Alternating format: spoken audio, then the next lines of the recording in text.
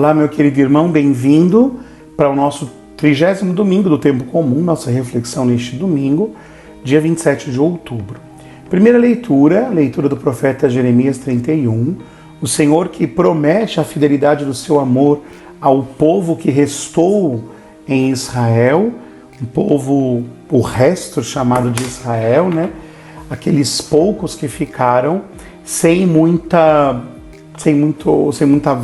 valor, sem muita importância para este mundo, né? Mas que o Senhor os amará e os conduzirá. Depois, a segunda leitura da carta aos Hebreus 5, de 1 a 6, todo sumo sacerdote tirado do meio do povo e colocado entre o povo e Deus, e a carta aos Hebreus que afirma categoricamente que Jesus é este sumo sacerdote que é como uma ponte entre a misericórdia de Deus e a nossa miséria humana, e o Evangelho de Marcos 10, 46 a 52, a cura do cego de Jericó. Bem, meus irmãos, este texto da cura do cego de Jericó é um sinal da nossa própria vida. Primeiro, o texto começa dizendo que Jesus sai de Jericó para um outro lugar, junto com seus discípulos e uma grande multidão. E o mendigo estava à beira do caminho. Este cego mendigo à beira do caminho. Esta imagem de alguém que não enxerga, que mendiga algum conforto e que está à beira do caminho, como que abandonado entre duas cidades, é um símbolo da própria condição humana.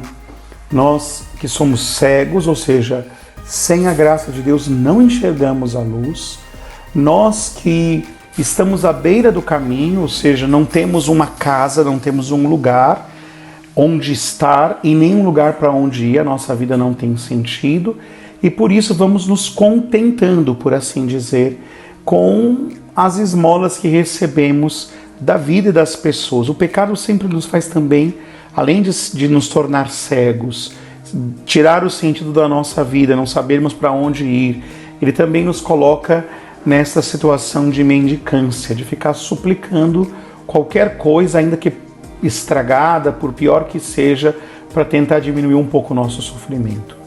Mas o fato é que Jesus passa por esse lugar, como o Senhor também passa na nossa vida. Passou em um momento onde a sua luz resplandeceu sobre nós, mas em cada ocasião o Senhor passa.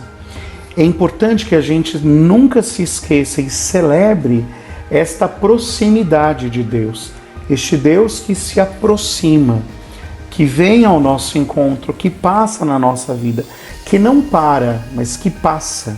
E por que ele passa? Porque ele nos convida, né? Ao passar, ele nos desafia a enxergá-lo de alguma forma e a segui-lo. E isso só pode acontecer mediante uma cura.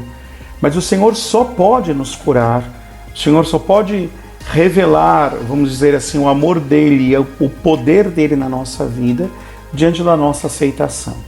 Cada ser humano foi criado com livre-arbítrio. Diante de nós está a vida e a morte, a bênção e a maldição. Nós temos que escolher. O Senhor passa pela vida do cego de Jericó e aqui tem uma escolha. E o cego de Jericó, que havia perdido tudo, inclusive o seu nome, né?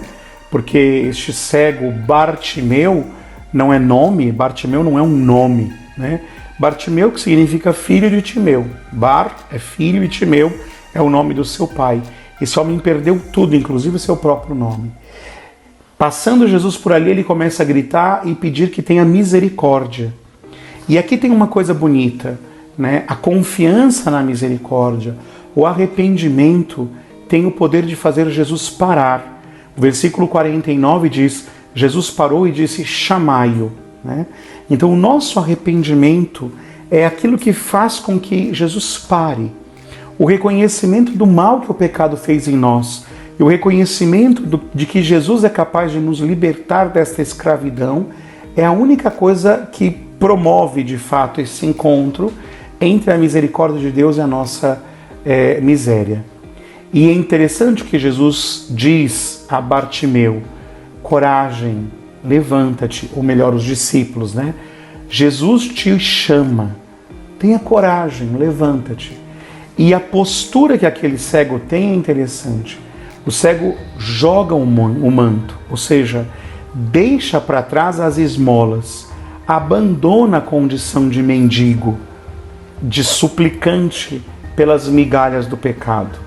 Dá um pulo, ou seja, levanta-se, sai da paralisia e vai até Jesus.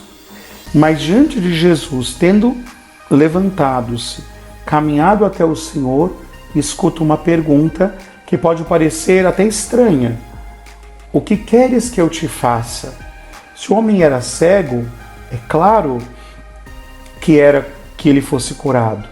Mas aqui Jesus suplica ou pergunta, interroga, para que o homem tenha claro a condição que ele tem de cego e a capacidade que Jesus tem de devolver a visão. Então, aí sim, quando ele diz, mestre, que eu veja, Jesus o cura. E no mesmo instante ele recupera a visão e segue a Jesus. Vejam, não basta voltar a enxergar, não basta ver a luz.